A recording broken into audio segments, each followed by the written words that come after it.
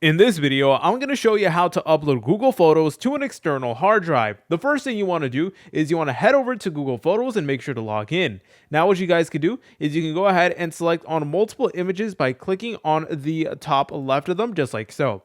Then you guys can go ahead and press on these three dots on the right and select on download just like this. Now just wait for it to prepare. There you go. Okay, then you're going to get a zip file that looks like this. So all you want to do is you want to go ahead and just drag and drop that zip file to your desktop temporarily. Okay, so here's my photos file, and now all you want to do is you want to connect your external hard drive to your PC. Then make sure you locate your external hard drive in your file explorer. So yep, here it is. It is called Seagate Portable Drive. It is currently plugged in. You may need to go ahead and scroll. So now what you want to do is you want to go ahead and drag and drop this zip file of your photos inside of it, just like so. Now, in order to begin actually seeing your pictures, all you want to do is you want to right click on it. Then you want to go ahead and press on extract here, just like so.